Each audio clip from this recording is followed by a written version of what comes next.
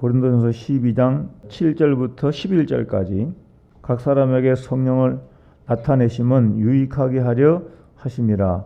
어떤 사람에게는 성령으로 말미암아 지혜의 말씀을, 어떤 사람에게는 같은 성령을 따라 지식의 말씀을, 다른 사람에게는 같은 성령으로 믿음을, 어떤 사람에게는 한 성령으로 병 고치는 은사를, 어떤 사람에게는 능력 행함을, 어떤 사람에게는 예언함을, 어떤 사람에게는 영들 분별함을, 다른 사람에게는 각종 방언 말함을, 어떤 사람에게는 방언들 통역함을 주시나니 이 모든 일은 다 같은 한 성령이 행하사 그의 뜻대로 각 사람에게 나누어 주시는 것이니라.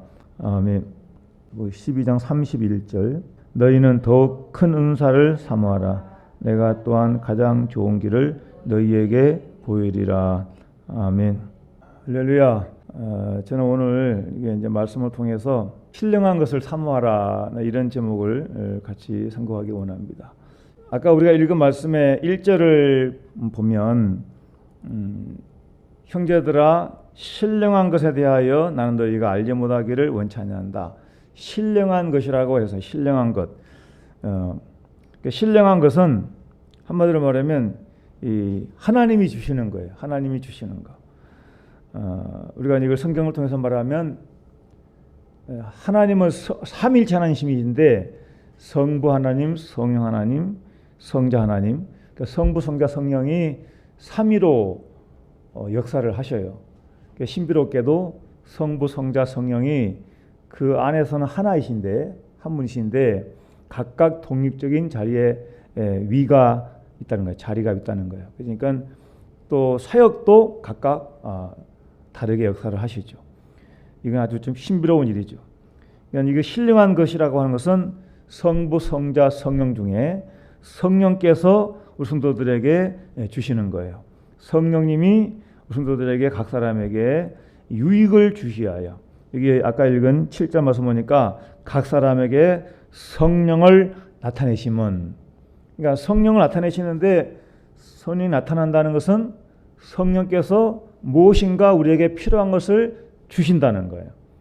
그게 우리가 잘 아는 소위 말하면 이제 은사라고 불리는데, 어떤 사람에게는 지혜의 말씀을, 어떤 사람에게는 지식의 말씀을, 다른 사람에게는 같은 성령으로 믿음을, 또 병 고치는 은사를, 능력 행함을, 예언함을, 영들 분별함을, 각종 방언 말함을, 방언 통역함을, 이렇게 9가지가 나오지 여기에. 근데 이 모든 것이 다 성령이 행한다. 성령이. 이게 다 신령한 것이라는 거예요. 그러니까 이것은 하나님의 뜻대로, 그의 뜻대로 각 사람에게 나눠 주시는데, 아까 뭐 하게 하시려고 그랬죠? 우리를 더 유익하게 하시려고. 그러니까 우리에게는 이런 그 은사들을 알고 좀 받으라, 이렇게 바울이 권면을 하는 것입니다. 근데 쭉 읽어보면 31절에 더 큰 은사를 사모하라 그랬죠. 더 큰 은사. 그러니까 9가지 외에도 더 큰 은사가 있다는 거예요. 그러니까 이런 은사를 생각할수록 생각하면서 우리는 신앙생활에 이런 것들을 우리가 사모하는 마음이 돼야 성령님이 역사를 하셔요. 그러니까 이제 신앙생활의 어떤 그 신비로운 일은 그냥 밋밋하게 교회만 왔다 갔다 하는 게 아니라 주님의 임재를 경험하는 거야. 주님의 임재. 그러니까 성령께서는 우리 성도들이 성령의 능력을 힘입어서 하나님의 영광을 드러나기를 원하셔요. 성령이 나타나시는 이유는 하나님의 영광을 나타내기 위함이고, 나타나실 때에는 우리에게 필요한 은사를 입혀주셔요. 그러니까 교회가 부흥되려면 성령이 나타나야 되거든요. 성령이 나타나려면 각 사람이 필요한 은사를 받고 은사를 활용을 해야 된다는 거예요. 활용을. 예를 들어서 구약 이사야 말씀에 일어나라 빛을 발하라 그랬어요. 일어나라 빛을 발하라. 그럼 빛을 발하는 게 뭘 말하겠어요? 빛을 발하라. 전등불을 비치겠습니까? 아니면 뭐 후레쉬를 비치겠습니까? 뭘 비친다고요? 뭐를? 아니면 햇볕에 뭐 거울을 반사를 시키겠어요? 이 빛이 내게 이르렀다. 이는 내 빛이 이르렀다. 이것은 구약의 이사야서에 이미 예언된 말씀인데 메시아를 보낼 것을 예언하셨고 예수님이 메시아예요. 메시아가 또 빛이에요. 근데 구체적으로는 이 메시아신 예수님을 우리가 어떻게 비추느냐, 어떻게. 우리가 어떻게 예수님을 세상에 비치냐, 어떻게. 예수님 세상에 비치는 것은 예수 믿는 사람이 우리의 행실로서 예수님을 드러내야 되는 것이죠. 우리 행실로서. 그러니까 일어나라 빛을 발하라 할 때 이 빛을 발하는 것은 어떻게 빛을 발할 수 있냐. 세상 빛이 아니라 영적 빛을 발하는 것이고, 이 빛을 발하는 것은 우리가 하나님께로부터 받은 것을 세상에 드러내는 걸 말하는 거예요. 이것이 구체적으로 말하면 빛과 소금인 것이죠. 너희는 세상의 소금이다. 또 너희는 세상의 빛이다 그랬죠. 이것이 우리의 행실을 두고 하는 말이에요. 예수님이. 세상의 소금처럼 녹아져서 맛을 내고 부패를 막고, 또 빛은 빛을 비추어서 환하게 해서 어둠을 밝히고 세상의 빛처럼 밝은 역할을 하라는 거지. 이건 구체적으로 예수님이 16절에 보니까 이같이 너희 빛이 사람 앞에서 비치게 하여 그들로 너희 착한 행실을 보고 하늘에 계신 너희 아버지께 영광을 돌리게 하라. 그러니까 착한 행실이다 그래요. 착한 행실. 그 착한 행실이 구체적으로 뭘 말하겠어요? 착한 행실. 믿음의 행실. 근데 이것은 성령으로 힘입어야 제대로 된 빛을 발할 수가 있는 거예요. 저번 주에 이렇게 설교를 했죠. 주님 언제 나타나시느냐? 특별한 기도 응답하시기 위해서, 영적 승리 주시기 위해서, 세상에 대한 심판을 위해서, 죄악 세상에 대해서, 그리고 하나님 자녀들을 구원하시기 위해서, 또 사명을 위해서 은사와 능력을 주시기 위해서. 이게 사명을 위해 능력을 주신다. 이게 말하면 이제 지금 우리가 읽은 구체적으로 말하면 성령 역사잖아요. 성령 역사. 이렇게 나타나실 때 다 그 이유가 있어요. 이유가. 그리고 성도들은 이제 신앙생활 하면서 성숙한 신앙, 확고한 어떤 신앙을 위해서, 결과적으로는 하나님의 나라와 영광을 위해서 이렇게 나타난다고 했거든요. 그러니까 우리는 이 시대에 이렇게 하나님이 나타나시기를 원하시고 나타나시는 이유가 있고 목적이 있다는 것을 우리가 항상 상기할 필요가 있어요.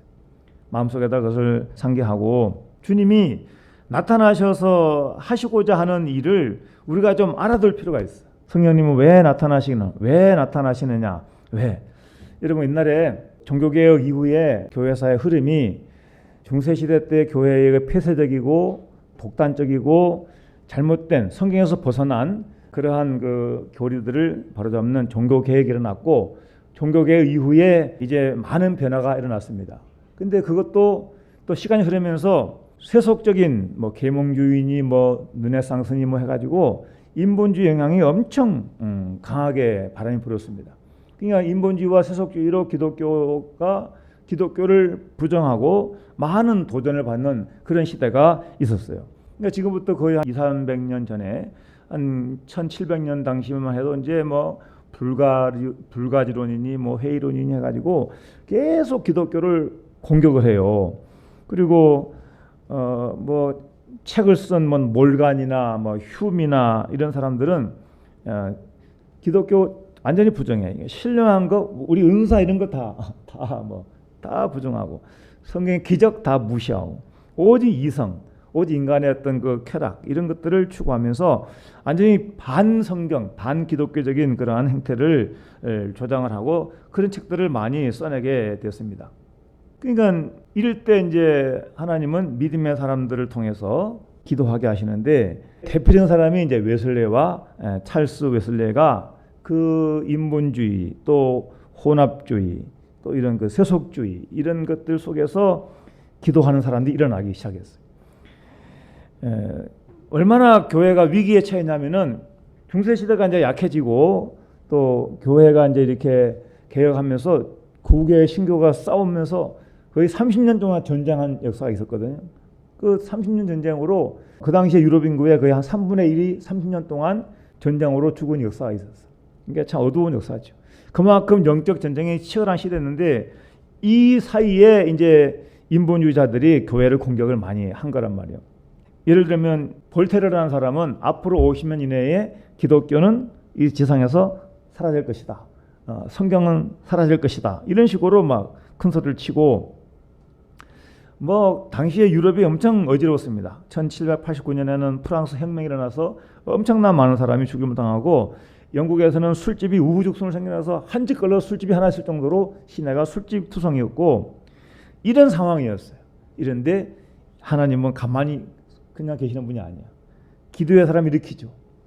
성령을 사모하는 사람을 일으키셔서 하나님이 역사를 하기 시작을 합니다.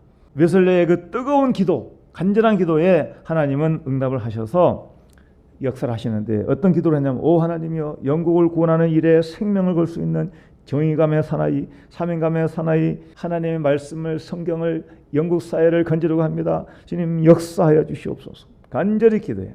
웨슬리 형제가 나타나니 거기에 불을 내뿜는 복음주의 부흥사 화이트 필드가 가세하였고 또 존 하워드는 유럽의 감옥들에게 개혁안을 앞장섰고 허드슨 테일러는 중국 선교를 조직하여 1910년까지 968명의 젊은 선교사를 길러내는 중국 복음화에 나섰고 이게 다 뭘 말하는 거예요? 성령의 역사, 은사의 역사. 제가 이 얘기하려고 하는 거예요. 오늘 우리 금요 기도를 하면서 우리가 지금 사모하고 추구해야 될 거냐면 이 웨슬레 같은 기도.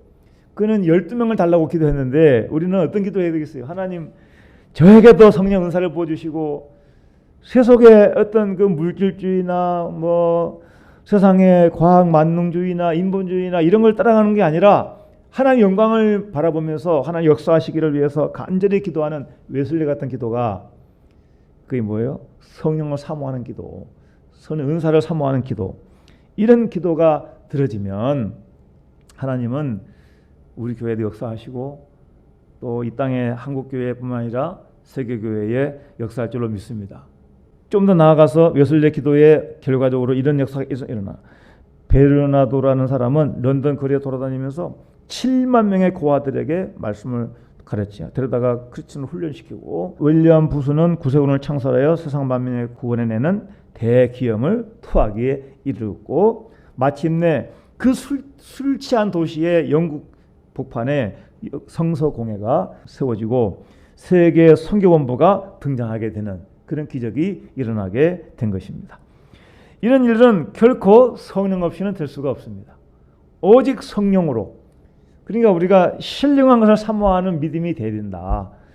요즘에 이런 걸 구하지 않으면요, 우리는 어떻게 해요? 세상의 물 흐름에 그냥 휩쓸려 가는 거예요. 꿈을 갖지 않으면, 기도의 어떤 간절한 소망을 갖지 않으면 인간의 힘으로 할 수가 없어. 제가 저번에도 얘기했죠. 우리 인간의 성격으로는 담대하게 복음을 전하는데 쉽지 않다. 말로 안 통하는 시대예요. 너무나 요즘에 세상적인 역사가 사람들이 뭐 불신풍조가 좀 강하기 때문에 우리가 참 예수 믿는 사람이 전도하기가 쉽지 않아요. 그러나 바울이 그 겪으면서 얘기했잖아요. 아덴에 가서 전할 때에 사람들이 너무 말을 잘하고 지식이 많아서 복음을 전할 때 먹히질 않아. 바울도 지식이라면 떨어지지 않기 때문에 열심히 변론했지만 먹히지 않는단 말이에요. 그러니까 그가 성령의 은사를 간절히 사모했다. 간절히. 고린도 교회 와서 얘기할 때 내가 너희 가운데 거할 때 약하고 두려워하고 힘이 떨어노라.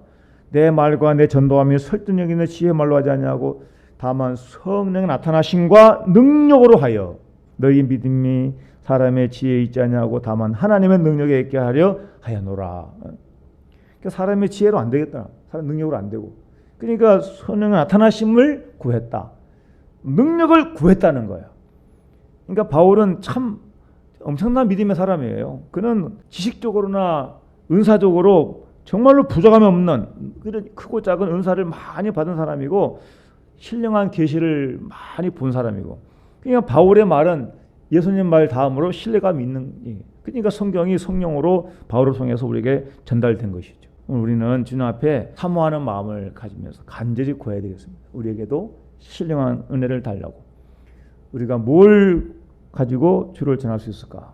글을 잘 쓰는 자주가 있으면 글을 통해서 말을 잘하는 대인관계에 말을 잘하는 그런 인간성이 좋으면 대화를 통해서 전하고 찬양을 잘하면 찬양을 통해서 복음을 전하고 이런 물질을 많이 버는 그런 달란트가 있으면 사업을 잘해서 구제하고 선교하고 교회 돕는 일로 하나님을 선전하고 그러니까 우리가 이렇게 은혜를 구해야 된다니까.